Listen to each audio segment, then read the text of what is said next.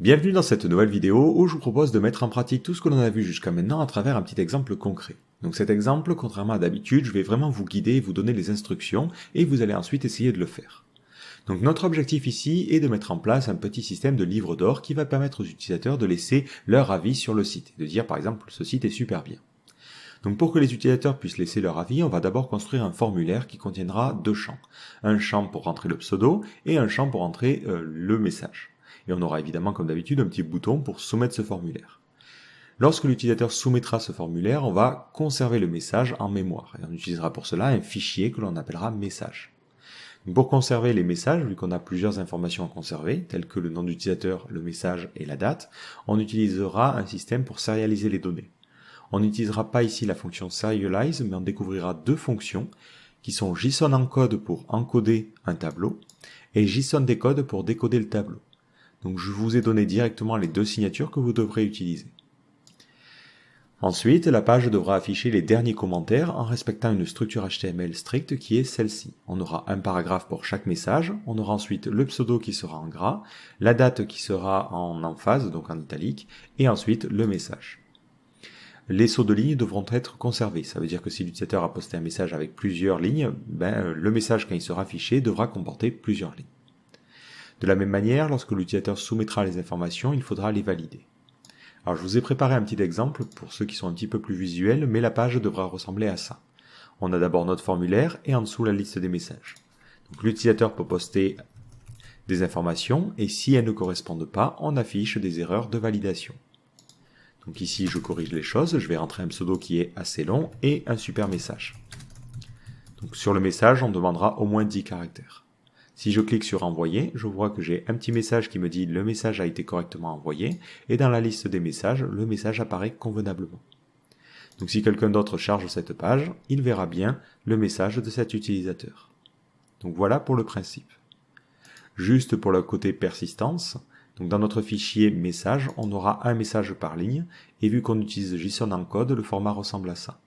Donc c'est un format qui est simplement un petit peu plus facile à éditer que le format serialize.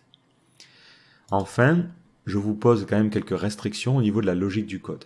Donc vous allez devoir, pour construire ce système, créer deux classes. Une première qui va permettre de représenter les messages, qui, au niveau de son constructeur, prendra le nom d'utilisateur, une chaîne de caractères pour le message et une date. Et par défaut, on va dire que la date peut être nulle. Dans ce cas-là, il mettra automatiquement la date du jour. Ensuite, on aura différentes méthodes. IsValid permettra de vérifier est-ce que le message est valide, donc est-ce que le pseudo fait plus de 3 caractères et ainsi de suite. GetErrors permettra de renvoyer un tableau contenant les erreurs. Donc le tableau sera indexé par le nom du champ, par exemple username pour le nom d'utilisateur et message pour le message. Ensuite, on aura toHTML qui permettra de convertir notre message en HTML en suivant cette syntaxe-là. Et on aura ensuite toJSON qui permettra de convertir le message en utilisant cette fonction-là. Donc c'est assez naturel. Et après, on aura une fonction statique, une méthode statique. Alors là, ça sera un peu plus particulier, qui s'appellera fromJSON. On lui passera le JSON et ça nous renverra un message. Donc voilà pour cette classe-là. Donc elle mélange un peu des méthodes statiques et des méthodes normales. Ensuite, on aura une seconde classe qui permettra, elle, de représenter notre livre d'or. Cette classe aura besoin pour être construite d'un fichier. Donc on lui passera le chemin du fichier qui servira à sauvegarder, mais aussi à récupérer les messages. Elle aura deux méthodes, une méthode addMessage qui permettra de sauvegarder un message, et une méthode getMessage qui permettra de les récupérer. Enfin, dernière restriction, pour cette vidéo, on va commencer à pratiquer correctement le PHP et on va commencer à tout nommer en anglais. Parce que vous allez voir, lorsque vous allez trouver du code sur Internet, il sera nécessairement en anglais. Donc dès maintenant, on va commencer à écrire les choses, le nom des variables et le nom des classes en anglais. Donc voilà pour cette instruction. Donc je vous laisse essayer de pratiquer et on voit ça ensemble juste après. Donc pour commencer, on va tout simplement supprimer tout ce qui a déjà été mis en place parce que moi j'avais déjà préparé le code. Donc on va aller dans le dossier tutoriel PHP et je vais tout supprimer sauf le fichier readme qui nous donne les instructions. Donc je vais couper mon serveur juste pour qu'on soit sur la même longueur d'onde et pour le lancer, je fais un php-s localhost de .8000 et ensuite je mets un -d pour avoir toutes les erreurs. Donc on met un error reporting EOL. Je vais maintenant commencer par créer mon premier fichier, le fichier index.php, qui sera le fichier qui permettra de construire la page d'accueil. Donc comme d'habitude, si plus tard j'ai plus de pages sur mon site, je me dis que ça pourrait être intéressant de décomposer avec deux fichiers, le fichier header et le fichier footer. Donc comme on l'avait fait précédemment, je vais créer un dossier elements, et à l'intérieur de ce dossier-là, je vais créer un fichier footer.php, et ensuite un fichier header.php.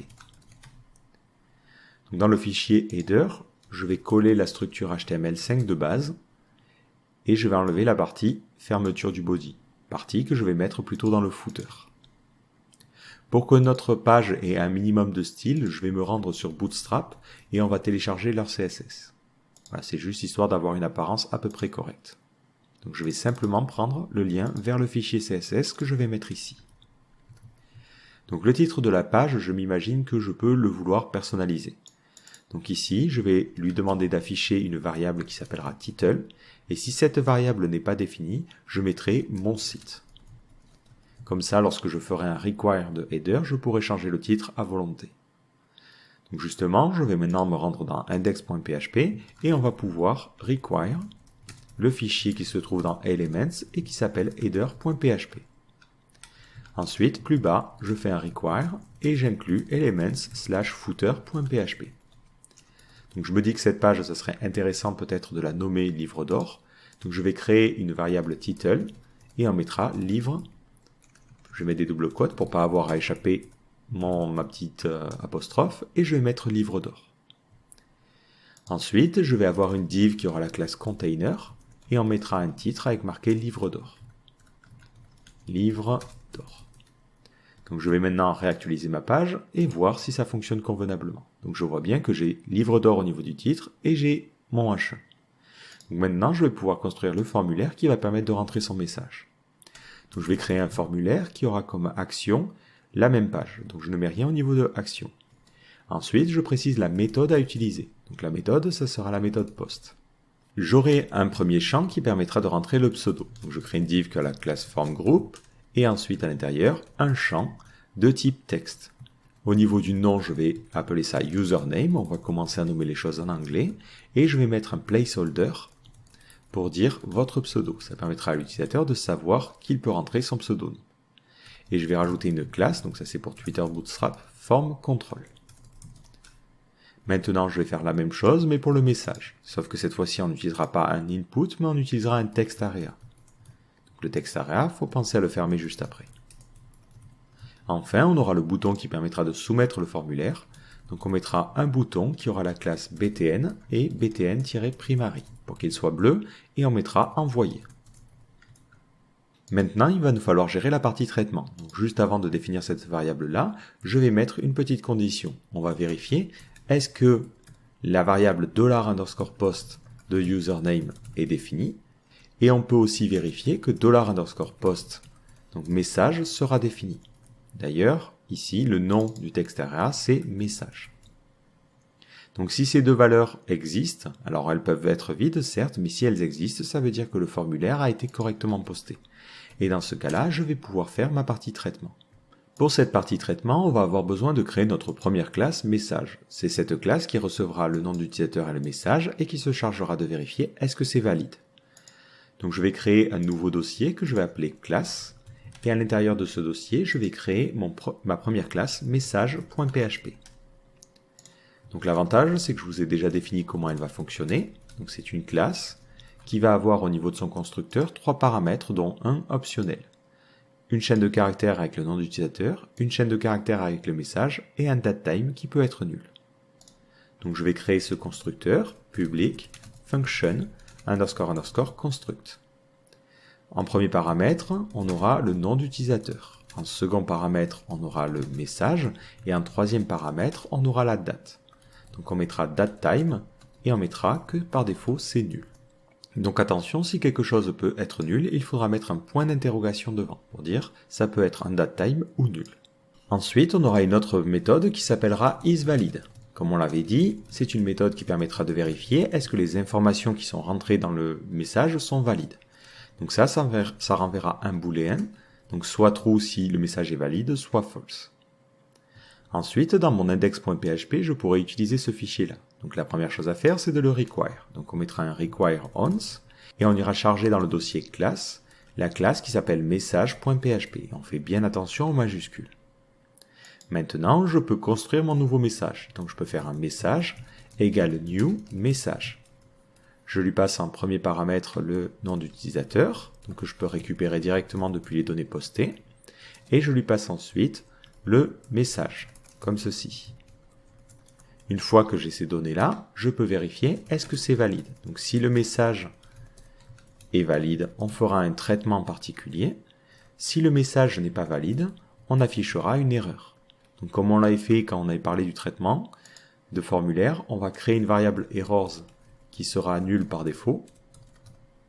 Et là, on mettra errors égale formulaire invalide. Pour l'instant, on prend une approche assez simple.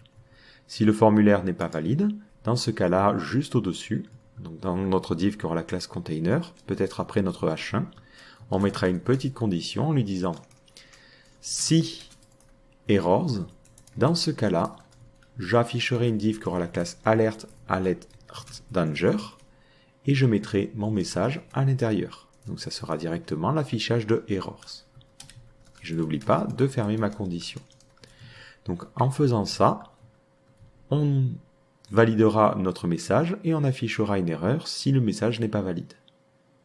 Donc pour l'instant ça va fonctionner, mais on n'a pas mis encore la logique dans la partie message. Si j'essaie de réactualiser la page, je vois bien mon formulaire que je peux soumettre convenablement, mais pour l'instant, isValide ne retourne rien et on obtient bien une erreur. Donc à ce niveau-là, dans notre classe message, on a besoin dans cette partie-là de récupérer le nom d'utilisateur et le message pour les valider. Donc ça veut dire qu'on doit avoir des propriétés. Donc pour représenter un message, on aura deux propriétés, une que l'on va appeler username, très logiquement, et une seconde que l'on va appeler message. Ces propriétés, je les mets pour l'instant en privé parce que je n'aurai pas besoin d'y accéder, en tout cas pour le moment depuis l'extérieur. Je changerai la visibilité plus tard. Dans le constructeur, je vais lui dire, il faut que tu définisses pour la propriété username la valeur qui sera passée au niveau du constructeur. Et tu devras faire la même chose pour le message. Donc là, on définit et on initialise ces deux propriétés. Maintenant, dans le isValide, j'ai juste à vérifier la taille de la chaîne de caractères. Donc, pour mesurer la taille d'une chaîne de caractères, on va utiliser une fonction qui s'appelle stringLength. Ça nous donne la taille d'une chaîne de caractères. Donc ici, on peut lui dire, il faut que la taille de this username soit supérieure ou égale à 3. Et de la même manière, on veut que la taille de la chaîne de caractères message soit supérieure ou égale à 10. Et ensuite, je peux directement retourner le résultat de cette condition. Et ça me renverra true si effectivement les deux éléments correspondent aux critères, et ça me renverra false sinon. Si maintenant je reviens sur ma page et que j'essaie de soumettre des informations qui ne correspondent pas, donc on va mettre un pseudo qui est très court et un message très court, on me dit bien formulaire invalide. Donc on a déjà implémenté cette première méthode. Donc maintenant, on aimerait bien avoir quelque chose d'un petit peu plus détaillé en ayant l'erreur en dessous de chaque champ. Donc ça veut dire qu'on doit être en mesure de récupérer l'ensemble des erreurs. Donc on avait dit qu'on allait avoir une nouvelle méthode qui allait s'appeler getErrors. Elle ne prendra rien en paramètre et renverra un tableau contenant l'ensemble des erreurs. Donc cette fonction, il faut la créer. Donc d'abord, on va vérifier est-ce que notre taille de caractère est supérieure ou égale à 3. Si ce n'est pas le cas, on sauvegardera dans un tableau cette erreur. Donc je crée peut-être un tableau vide pour le moment. Je mets ma première condition, je lui dis donc si notre chaîne de caractères username est strictement inférieure à 3, je vais rajouter une erreur pour username. Donc dans le tableau, je rajoute une clé username et je mets votre pseudo est trop court. De la même manière, on va vérifier est-ce que la taille de la chaîne de caractères qui contient le message est strictement inférieure à 10. Si c'est le cas, rebelote, on crée une clé pour message et on dira votre message est trop court. Enfin, on retourne le tableau contenant l'ensemble des erreurs. Donc on a maintenant cette méthode-là. Alors on peut se faire une première remarque et se dire on se répète. Ici, on réutilise un peu la même logique. Donc maintenant qu'on a cette fonction qui est un petit peu plus poussée, isValid peut être transformé. Et on peut lui dire, notre formulaire ou notre message n'est valide que si on n'a pas d'erreur de validation. Donc on peut lui dire ici, return empty de this get errors. Donc si on n'a pas d'erreur, ça nous renverra true, et effectivement, ça veut dire que le formulaire est valide. Donc comme ça, on peut réutiliser la même logique. Si on veut pousser légèrement plus loin, ça peut être intéressant de se créer peut-être des constantes pour ces valeurs-là. Donc juste au-dessus de nos private, je vais me créer une constante que je vais appeler limit underscore username. Et on dira que par défaut, ça sera 3 caractères. Je crée une constante limit message et on mettra 10 caractères. Ce qui est intéressant, c'est que quand on verra notre classe, on peut se dire directement, je modifie ces valeurs-là et ça peut modifier les valeurs à plusieurs endroits. Donc ça peut être plus intéressant. Dans ce cas-là, il faudra ici remplacer par un self, le nom de la constante, limit username et limit message pour cette seconde condition. Donc maintenant, si je reviens sur ma partie index.php, je peux lui dire si le message n'est pas valide, je vais récupérer les erreurs. Donc là, plutôt que de directement sauvegarder une chaîne de caractères, je ferai un message, donc mon objet message, get errors. Et ça me permettra d'obtenir les erreurs de validation. Ça veut dire que je dois changer légèrement ma logique en bas. Donc je vais lui dire si nos erreurs ne sont pas vides, donc if différent de empty errors, je vais directement afficher un message qui dira formulaire invalide. Maintenant, je peux mettre chaque erreur en dessous de chaque champ. Donc par exemple ici, je peux mettre une petite condition en lui disant if isSet $errors et je vais récupérer la clé qui s'appelle username. Si on a cette clé-là, ça veut dire qu'on a une erreur pour le nom d'utilisateur. Et dans ce cas-là, je vais créer une div qui aura la classe invalid-feedback et je mettrai mon message directement $errors et je récupère la clé username. Donc je fais ça pour mon username et je devrais faire ça aussi pour message. Donc là, j'ai juste à remplacer ces deux clés-là. Maintenant, si j'essaie de resoumettre les informations, je devrais avoir nos messages. Et on voit qu'on a bien ce message d'erreur, mais on n'a pas l'affichage du invalid feedback. Donc ça, c'est dû à Twitter Bootstrap. Si vous inspectez, on voit bien que notre invalid feedback est bien affiché. Mais il ne s'affiche que si notre élément ici a la classe isInvalid. Donc ça veut dire que l'on doit rajouter une classe ici. Donc on va vérifier, est-ce que la variable errors existe pour message? Est-ce qu'on a une clé message dans le tableau errors? Et si c'est le cas, on rajoutera la classe isInvalid. Dans le cas contraire, on ne mettra rien. Donc là, on fait simplement du ternaire et on l'affiche. Donc je fais ça à cet endroit-là et je fais ça aussi à cet endroit-là. Donc on voit qu'on se répète quand même pas mal ici. Ça pourrait être intéressant de se créer une classe pour générer les éléments du formulaire. Je ne veux pas trop rendre cet exemple compliqué, donc pour l'instant on va se contenter de dupliquer un petit peu le code. Mais si jamais vous êtes motivé, vous pouvez essayer de le faire. Donc maintenant on voit bien qu'on a nos erreurs de validation à la fois pour le pseudo et pour le message. Et si on met un pseudo qui convient, on n'aura l'erreur que pour le message. Donc ce qui nous reste à faire, c'est déjà changer le placeholder ici pour mettre votre message. Mais on aimerait bien aussi re-remplir les informations dans le formulaire. Donc ça serait de mettre un value au niveau de notre champ. Donc pour mettre ce value, on va mettre une petite condition nullable. Donc on lui dira, je veux que tu affiches $post pour la clé username. Et si cette clé n'existe pas, je veux que tu n'affiches rien. Donc ça marchera pour notre input et pour notre text area. Hop, ça veut dire qu'on doit mettre le message à cet endroit-là. Donc si le message a été posté, je veux que tu l'affiches tout de suite. Mais attention, dès que vous voyez $_post, il faut que vous ayez le réflexe de vous dire « Ah, c'est quelque chose qui sera posté par l'utilisateur. Donc, je ne dois pas faire confiance à cette valeur-là. » Donc dans ce cas-là, il faudra faire un HTML entities de toute cette condition-là. Comme ça, si l'utilisateur s'est dit « Ah, je vais poster du code HTML », on l'échappera et on n'aura pas de problème. Donc on pense à le faire ici, mais il faudra aussi le penser à le faire à cet endroit-là. Donc voilà. Maintenant, pour réafficher les valeurs qui ont été postées. Donc on voit bien qu'on a persisté le message et on a persisté le pseudo. Si l'utilisateur poste tout convenablement, on va pouvoir maintenant sauvegarder le message. Donc ça veut dire qu'on doit passer à la création de notre seconde classe guestbook. Donc je vais aller dans le dossier classe et créer un nouveau fichier que je vais appeler guestbook.php. Alors je ne sais pas si j'avais choisi de mettre un B majuscule, je vais juste regarder dans le readme. Oui, on avait un B majuscule. Donc je vais renommer ça et on va l'appeler guestbook avec un B majuscule. Je crée maintenant ma classe, donc c'est la classe qui s'appelle guestbook et elle va avoir un constructeur. Au niveau de son constructeur, on avait dit qu'on aurait besoin d'un fichier. Donc je lui passerai un paramètre, une chaîne de caractères qui contiendrait le chemin du fichier.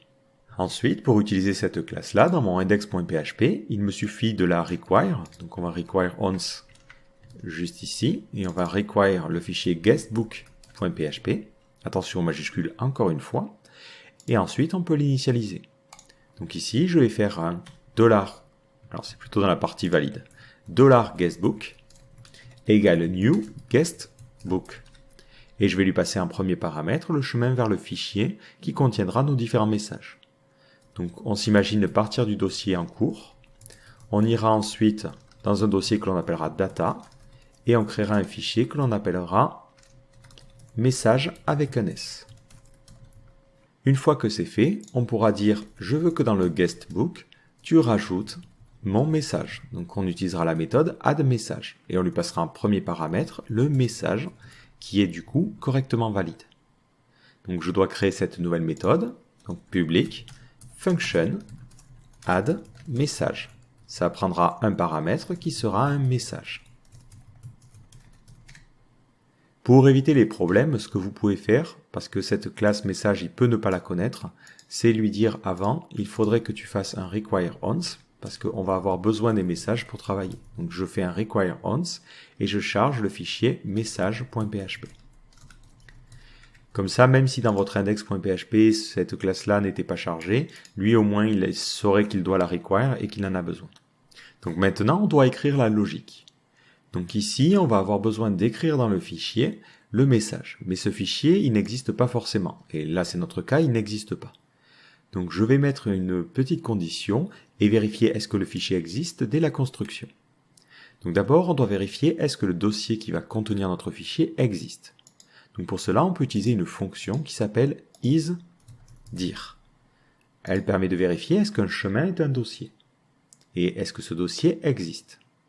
Donc tout de suite, je vais récupérer le nom du dossier. Donc on va l'appeler directory. Et d'ailleurs, j'avais dit qu'on allait tout nommer en anglais. Donc ça, on va l'appeler file. Petite erreur de ma part. Donc on va dire directory égale dirname de file. Donc ça va nous donner le dossier dans lequel on souhaiterait sauvegarder le fichier. Maintenant, je lui demande est-ce que c'est un dossier. Donc if is _dir directory. Si c'est un dossier, dans ce cas-là, on peut continuer.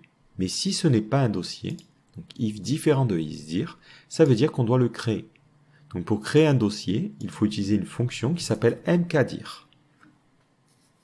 Donc mkdir prendra en premier paramètre le chemin vers le dossier, les permissions à appliquer à ce dossier, et est-ce qu'on veut créer les dossiers parents s'il y en a. Donc nous, on mettra ça à true. Donc tout de suite, je lui dis mkdir, crée le dossier qui s'appelle directory, mets les mêmes permissions, donc 777, et ensuite, je veux que tu crées ça de manière récursive. Donc maintenant, je sais que dans la suite de mon script, ce dossier existe. Ce qu'il faut vérifier, c'est est-ce que le fichier existe. Donc if file _exist de ce fichier, dans ce cas-là, on peut continuer. Mais s'il n'existe pas, on va le créer. Et pour créer un fichier, on utilise la fonction touch. Touch permet de créer un fichier. Donc au moins, lorsque cet objet sera construit, on saura que le fichier message qui est censé contenir les messages existe. Donc ce fichier, j'en aurai besoin à cet endroit-là, parce que je vais avoir besoin de sauvegarder le message dans mon fichier. Donc ça veut dire que j'ai besoin d'accéder à une propriété. Donc je vais créer encore une fois une propriété en privé qui contiendra le fichier. Cette propriété, je l'initialise dès le constructeur. Donc je lui dis sauvegarde dans la propriété de notre objet guestbook la valeur du fichier qui aura été passé en paramètre. Comme ça maintenant dans guestbook, j'ai le chemin du fichier. Ce que je souhaite faire, c'est rajouter mon message dans mon fichier. Donc pour faire cela, on peut utiliser la fonction fileputContent. Et on avait vu que avec fileputContents, on avait un drapeau qui permettait de dire je veux rajouter un élément, parce que sinon par défaut le file put contents à chaque fois il réécrase. Le problème c'est que pour sauvegarder les données, il faut sauvegarder des données simples. On ne peut pas sauvegarder un objet. Si j'essaie de faire donc un file put contents, je lui passe en premier paramètre le nom du fichier, donc je récupère pour cela la propriété file. En second paramètre, je me dis allons-y, je vais sauvegarder le message. Et en troisième paramètre, je vais mettre le fameux drapeau file append. Et là, c'est censé sauvegarder convenablement notre message. Donc cette fonction ne renvoie rien, je vais lui préciser que ça ne renvoie rien. Donc si j'essaie au niveau de notre index.php d'exécuter mon code, donc je resoumets les informations valides, on voit que ça fonctionne convenablement, on n'a pas d'erreur, mais par contre dans mon data message, j'obtiens absolument rien, parce qu'il ne sait pas comment sauvegarder ce message dans notre fichier. Donc il nous faut cette méthode qui permet d'encoder notre message. Donc je vais créer cette nouvelle méthode, et on avait dit qu'elle allait s'appeler toJSON. Donc public function toJSON. Je lui passerai rien en paramètre, et ça me renvoie une chaîne de caractères. Donc globalement, on doit représenter notre message sous forme d'un tableau. Donc je vais mettre ici un username, et on va dire que le nom d'utilisateur c'est this username. Je sauvegarde ensuite le message. Donc ça sera this message. Et on avait dit qu'on aurait besoin aussi de sauvegarder la date. Donc le problème de la date, c'est qu'on n'a aucune propriété qui l'a conservée. Donc je vais créer une nouvelle propriété qui contiendra la date. Et ici, je lui dirai this date égale $date. Par contre, $date, parfois il peut être nul, parce qu'on avait dit que par défaut il peut être nul. Dans ce cas-là, il faudrait qu'automatiquement il sauvegarde la date du jour. Donc on ferait date, mais si ça n'existe pas, je veux que tu crées un nouveau datetime. Comme ça, quoi qu'il arrive, on aura toujours un datetime dans cet objet. Maintenant, moi, au niveau de cette clé date, je veux sauvegarder simplement le timestamp. Donc si je reviens au niveau de ma documentation, je vais rechercher dans datetime, et je vais descendre un petit peu. On voit qu'on a une méthode getTimestamp qui permet de récupérer un timestamp. Donc c'est exactement ce que l'on veut. Donc, nous, on fera un this getTimestamp. Et là, on a converti notre objet message en un tableau. Tableau que l'on peut encoder avec la fonction que je vous ai donnée dans le README JSON encode. Voilà. Donc on a maintenant un moyen de convertir notre message sous forme d'une chaîne de caractères qui représente le message encodé. Donc si je reviens dans mon guestbook, je peux lui dire en second paramètre, je ne veux pas que tu sauvegardes simplement le message, mais je veux que tu sauvegardes la chaîne de caractères que tu récupéreras en faisant un toJSON. Et je rajoute un saut de ligne à la fin pour qu'on aille à la ligne pour que le prochain message soit sur une nouvelle ligne. Et on n'oublie pas d'utiliser double quote pour que ce saut de ligne soit compris. Ou ce que vous pouvez faire, c'est utiliser le saut de ligne de la plateforme en cours en utilisant la constante PHP endOfLine. Donc maintenant, je vais refaire un essai, je vais resoumettre un message, et on me dit, il y a une petite erreur, je ne peux pas utiliser la méthode getTimestamp, parce que j'ai dû faire une petite erreur de frappe. Oui, on utilise getTimestamp sur date. Autant pour moi. Donc j'espère que vous avez corrigé vous-même, que vous n'avez pas juste suivi ce que j'ai écrit. Si maintenant je réactualise, ma page fonctionne convenablement, et dans ma partie message, je vois bien que j'ai mon premier message qui contient le nom d'utilisateur, le message et la date. Donc on va essayer de poster quelque chose d'un petit peu plus correct. On va mettre John Doe, et on mettra mon message, et on ira la ligne sur plusieurs lignes. Au passage, on le remarque, lorsque l'on soumet le formulaire, il faudrait vider ces champs. Donc dans mon index.php, je vais lui dire si tout est valide, on va peut-être créer une variable success qui sera égale à false par défaut. Si tout a été correctement posté, on mettra success à true, et on mettra que $_post sera un tableau vide. Ça permettra de vider les informations et que les informations ne réapparaissent pas dans le formulaire. Ensuite, un peu comme ce que j'ai fait ici, je peux rajouter une petite condition en lui disant si success est true. Dans ce cas-là, je crée une alerte qui s'appelle alert success et je mettrai merci pour votre message. Ça permettra à l'utilisateur de comprendre que son message a correctement été posté. Donc je soumets cette information et on voit bien qu'on me dit merci pour votre message et dans mon fichier message, j'ai bien cette seconde ligne avec le second message. Donc on a fait la partie persistance. Il ne nous reste plus qu'à faire la partie affichage. Donc dans ma partie logique ici, je peux lui dire j'ai besoin de récupérer les messages. Et on va même le faire après cette condition. Donc je ferai un $message avec un S égale guestbook. Donc ça veut dire que le guestbook doit toujours être initialisé. Donc je vais déplacer cette logique-là à cet endroit-là. Et ensuite, je lui demande de récupérer les messages. Get message. Cette méthode n'existant pas, il faut que je la crée. Donc on va créer une nouvelle méthode publique, function, qui s'appelle getMessage. Ça prendra aucun paramètre et ça renverra un tableau contenant l'ensemble des messages. Donc à cet endroit-là, je vais d'abord récupérer le contenu du fichier. Donc on va l'appeler content égale file getContents et je vais récupérer le contenu de mon fichier. Maintenant, il va falloir que je récupère chaque ligne. Mais avant, je me dis que ça pourrait être intéressant d'enlever la dernière ligne. Parce que si je regarde mon message, on a toujours une ligne de vide. Donc pour supprimer les caractères en trop avant et en fin de chaîne, on va utiliser trim. Donc là, je lui dis trim cette chaîne de caractères. Maintenant, je veux récupérer chaque ligne individuellement. Donc pour cela, on peut utiliser la fonction explode. Donc on fera un $lines égale explode. Et on explose par quoi? Par le caractère de fin de ligne.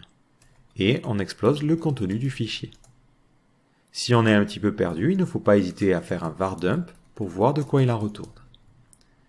Donc si j'essaie de réactualiser ma page, sans reposter des éléments, je vois que je me retrouve bien avec un tableau de taille 2, où j'ai d'abord ma première chaîne, et ensuite ma seconde chaîne. Donc ça, il faut le décoder. Donc pour le décoder, c'est assez simple, on doit utiliser JSON decode, comme je vous l'ai mis dans le readme.md. Donc au niveau de mon guestbook, je vais pouvoir lui dire, je veux parcourir chacune des lignes, donc for each lines as $line, et pour chacune des lignes, je veux que tu convertisses ce JSON-là. Donc je vais peut-être créer une variable message, qui sera un tableau vide, et ensuite au fur et à mesure, je vais rajouter chaque message. Donc je fais un JSON underscore decode, je lui passe en premier paramètre la ligne et en second paramètre true. Ça permet de générer un tableau associatif contenant le contenu décodé. Si je var dump maintenant message, je vais bien voir que je me retrouve avec un tableau qui contiendra la clé username, le message et la date. Et moi je ne veux pas me retrouver avec ça, moi je veux me retrouver vraiment avec des objets qui sont des messages. Dans ce cas-là, il faudrait peut-être sauvegarder les données. Donc on ferait data égale ce truc-là. Et ensuite lui dire, je veux créer un nouveau message. Je lui passe en premier paramètre la clé username. En second paramètre, la clé message. Et en troisième paramètre, la date. Par contre, je ne peux pas simplement lui passer la date comme ça. Parce que si je fais ça, je lui passe un timestamp. Et PHP, il va pas du tout aimer ça. Il va nous dire, non, le troisième paramètre, il doit être un datetime. Tu peux pas me passer un timestamp. Donc si je regarde dans datetime, on a une fonction, une méthode qui s'appelle setTimestamp. Donc on pourrait lui donner directement un timestamp. Mais bon, ça nous veut dire qu'on doit initialiser un datetime à vide et ensuite faire un setTimestamp. Mais si on regarde un petit peu plus bas, on nous dit qu'on peut directement initialiser comme ça. Donc c'est encore mieux, ça nous permet d'économiser une ligne. Donc là, je peux lui dire, je veux que tu fasses un new datetime et je vais devoir remplacer ça par cette valeur-là, par le timestamp directement. Donc ici, je concatène. Ça permettra d'avoir systématiquement des objets messages qui sont correctement initialisés. Et on voit qu'on n'a plus d'erreur. On obtient bien un tableau de taille 2 avec un premier message et un second message. Et je peux donc finir par retourner ce résultat-là. Maintenant, dans mon index.php, sous mon livre d'or, je peux me dire, je vais mettre un H1. Donc on rajoutera peut-être un petit peu de marge en haut. Et on mettra vos messages. Mais on mettra ça que si on a des messages. Donc on peut entourer d'une condition en disant if différent de empty message. Dans ce cas-là, on affichera notre H1 et on affichera aussi l'ensemble des messages de l'utilisateur. Ensuite, on va boucler sur les messages. Donc on va faire un petit for each as message et on va afficher chaque message individuellement. Donc pour afficher le code HTML, on avait dit qu'on n'allait pas directement générer le code HTML, mais on allait avoir une méthode toHTML sur message. Donc je vais copier ce code HTML et me rendre dans message. Et ensuite, juste avant le toJSON, on va créer une méthode qu'on va appeler toHTML. Ça ne prendra rien en paramètres et comme d'habitude, ça renverra une chaîne de caractères. Donc l'objectif, c'est de retourner une chaîne. On va peut-être utiliser de l'Eredoc ici. Et à l'intérieur de cette chaîne, hop, on mettra notre code HTML. Sauf qu'il faudra remplacer le pseudo, la date et le message. Donc pour le pseudo, on pourrait être tenté de directement mettre un vis et de récupérer le username. On ne peut pas le faire parce que le pseudo, c'est quelque chose qui aura été posté par l'utilisateur. Donc on n'a pas fait de filtre dessus. Donc il peut y avoir des caractères HTML et des caractères dangereux. Donc nous ici, on va créer une variable intermédiaire, username, et on fera un HTML entities de vis username. Comme ça, on sait que la variable est safe, entre guillemets, et qu'on peut l'utiliser. Ensuite, on veut la date. Donc la date, c'est un objet de type datetype. Donc il nous suffit de faire un $date égale vis date et on le formate. Donc pour avoir ce format-là, c'est le jour, / le mois, / l'année, A, H pour l'heure, I pour les minutes. Enfin, pour le message, on fera $message égale HTML entities, encore une fois, de vis message. Une fois ces trois variables définies, il me suffit de les remplacer dans mon code HTML. Donc on mettra la date à cet endroit-là et on mettra le message. Et si vous le souhaitez, vous pouvez indenter, ça n'a pas d'importance au niveau du code HTML. Si maintenant je le souhaite, dans mon index.php, j'ai juste à lui dire « Je veux que tu affiches message converti en HTML ». Et j'enlève ce point virgule, il n'est pas nécessaire. Donc je reviens sur ma page, je réactualise et j'ai bien mes deux messages. Un petit truc qui me chagrine, c'est que j'aimerais bien avoir les messages en inversé, pour avoir d'abord celui-ci et après celui-ci. Donc dans ce cas-là, il faut inverser les tableaux. Donc vous avez une fonction pour faire ça, qui s'appelle arrayReverse. Ça retourne un tableau où les éléments seraient inversés. Donc nous, dans notre méthode getMessage, on va se dire, on va inverser les messages. Donc là, on fera un return arrayReverse de messages. Comme ça, on obtiendra toujours les messages du plus récent au plus vieux. Et si je réactualise, ça fonctionne convenablement. Enfin, on peut remarquer juste un petit problème au niveau des dates. Les heures ont l'air complètement décalées. On nous dit 11 heures alors que les messages, on les a postés à midi. Le problème vient du fuseau horaire. Par défaut, lorsque vous faites un new date time et que vous initialisez à partir d'un timestamp, il va vous renvoyer une date qui est dans le fuseau horaire UTC.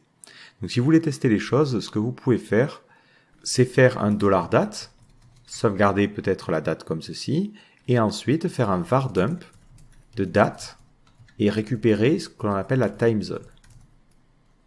Donc on utilise la méthode getTimezone. Si je réactualise ma page, ça me donne donc une timezone qui est à plus 00, alors que nous, actuellement, on est à plus 1. Donc ce que vous pouvez faire, c'est, dans ce cas-là, définir manuellement la timezone en faisant un $date, set timezone, et vous devez lui passer un paramètre. Si on regarde au niveau de notre objet datetime, donc datetime, hop, on va sur l'objet, on veut accéder à la méthode setTimezone, et on doit lui passer un objet de type dateTimezone. Donc si on regarde comment fonctionne cet objet-là, au niveau de son constructeur, il prend une chaîne de caractères qui correspond à une timezone. Et les timezones, on peut les choisir parmi un des fuseaux horaires qui se situe ici. Donc nous, on est dans Europe, et on va prendre, est-ce que Paris y est? Oui, Paris y est, donc on va mettre cette timezone-là. Donc on pourra faire un set timezone, et on crée un nouveau dateTimezone, et on lui passe en paramètre le fuseau horaire que l'on souhaite adopter. Si maintenant je fais un var dump de date getTimezone, je verrai qu'il va bien me dire plus 1, ou il va me dire Europe Paris. Donc si ensuite je lui demande de formater et de récupérer les heures et les minutes, il va me les donner dans le nouveau fuseau horaire. Donc il m'affichera 12h27 au lieu d'afficher 11h27. Donc vu que l'on choisit de générer en fait les dates et qu'on sait que le public ici ne sera qu'en France, on peut utiliser ce système de fuseau horaire. Sinon, ça peut être intéressant de se dire bon, on a toujours les dates dans un fuseau, on s'en fiche en fait du fuseau, et on change le fuseau suivant le moment de l'affichage. Donc c'est vraiment à vous de voir comment vous voulez faire les choses. Moi je me dis, on va rester quand même sur cette logique-là et on va ne le faire qu'au moment de l'affichage. Donc je vais garder le système de sauvegarde classiquement. J'ai jamais vraiment besoin de travailler sur les dates si ce n'est au moment de la récupération. Donc dans ma classe message, ici, je vais lui dire, hop, je veux que tu fasses un visDate set timezone et je veux que tu utilises un new date timezone et tu mettras comme timezone Europe Paris. Comme ça, les heures et les minutes seront affichées dans le bon fuseau horaire. Autre petit détail, on n'a pas respecté totalement la consigne, on n'a pas utilisé cette méthode statique. Donc pour l'instant, à chaque fois qu'on a besoin de convertir un message depuis le JSON, on fait ces deux lignes-là. Ce qui serait intéressant, c'est d'avoir toute la logique dans la partie message. Mais là, on va se retrouver avec une méthode un peu particulière parce qu'on n'a pas vraiment besoin d'une instance. On a juste une chaîne de caractères que l'on veut convertir en une instance de message. Donc on a juste besoin d'une fonction ici. Et plutôt que d'avoir une fonction qui se balade un peu n'importe où, c'est l'occasion d'utiliser une méthode statique. Donc je vais créer une méthode statique qui va s'appeler fromJSON. Cette méthode prendra en paramètre une chaîne de caractères qui sera donc notre JSON, et ça nous retournera un message. Globalement, la logique n'est pas complexe. On l'a déjà écrite, c'est exactement de faire ça. Donc je fais un $data égale JSON décode, mais je décode ce JSON là, et ensuite je crée un nouveau message à partir des données que j'ai décodées. Mais par contre, je les return directement ici. Si je veux pas utiliser le nom de la classe, parce que ça veut dire que si demain je change le nom de la classe, il faut que je pense à le changer à plusieurs endroits, je peux ici utiliser new self. Self prendra automatiquement le nom de la classe. Si je sauvegarde et que je reviens dans guestbook, je peux maintenant remplacer ces deux lignes et utiliser plutôt un $message et je rajoute dans le tableau l'appel à la méthode statique fromJSON et je lui passe en paramètre la ligne JSON. Donc vous le voyez, c'est un petit peu plus naturel et l'avantage c'est que maintenant on a toute la partie conversion et décodage qui se situe directement dans cette classe-là. Donc si demain j'ai envie de changer la logique et le format du tableau, je sais que je peux le faire dans ces deux fonctions-là. J'ai pas besoin de m'éparpiller, de chercher dans plein de classes différentes. Si je réactualise la page, ça fonctionne convenablement et on n'a aucun changement de logique. Ça fonctionne parce que on a juste bougé du code à ce niveau-là. Dernier petit problème qui nous reste à gérer, c'est ce message-là qui était sur plusieurs lignes. Là, on le voit, le message n'est pas sur plusieurs lignes. En fait, ce qui se passe, c'est que si on regarde le code source de notre page, le message a bien conservé son saut de ligne. Le problème, c'est que le saut de ligne n'apparaît pas parce qu'en HTML, c'est complètement ignoré. Il faudrait le remplacer par des BR. Donc ça, on peut le faire grâce à une fonction de PHP, qui est une fonction super pratique qui s'appelle NL2BR. Donc globalement, ça permet d'insérer un BR à chaque retour de ligne. Donc nous, au niveau de notre partie message, notre fichier message, on convertissait en HTML à cet endroit-là. Donc après avoir fait un HTML entities, on fera un NL2BR. C'est important de le faire après le HTML entities parce que si vous le faites avant, il va convertir les sauts de ligne en BR et les BR vont être échappés par le HTML entities. Et du coup, vous aurez un problème. Donc si je fais ça et que je reviens sur ma page, je vois que dans le code HTML qui est généré, il remplace le saut de ligne, ou en tout cas il ajoute au saut de ligne un BR. Et si je regarde mon livre d'or, le saut de ligne est correctement conservé. Et là, on a complètement fini avec ce système de livre d'or. Alors quelques petites remarques. La première, c'est que vous pouvez pousser les choses un petit peu plus loin et vous dire « j'aimerais bien avoir une fonction qui récupérerait que les 3 ou 4 dernières lignes du fichier. Ça pourrait être intéressant pour afficher les derniers messages sur la home par exemple. » Autre remarque, mais qui est plus générale, c'est que pour l'instant, ce que l'on a fait, comme quand on avait parlé de compteur ou ce genre de choses, c'est une approche assez naïve. Il faut savoir que dans la réalité, on n'utilisera pas très souvent l'écriture de fichiers. On utilisera plutôt une base de données pour sauvegarder nos informations. Donc ce que vous pouvez faire à partir de maintenant, c'est soit continuer cette formation où on verra d'autres petites particularités de PHP et des fonctions particulières, soit vous dire, je suis intéressé par l'apprentissage d'une base de données et vous renseigner sur le SQL notamment. Donc le SQL, c'est un langage qui vous permet justement d'interagir avec une base de données et de sauvegarder et de récupérer des informations. Les bases de données offrant un petit peu plus de contrôle. Ça permet notamment d'éviter que on ait un fichier qui se retrouve corrompu à cause de trop d'écriture. Ça permet de faire des vérifications, de s'assurer que les données ont bien été insérées. Donc ça vous offre beaucoup plus de contrôle et beaucoup plus de sûreté au niveau de la sauvegarde de vos données. Donc quoi qu'il arrive, je vous donne rendez-vous dans les prochaines vidéos.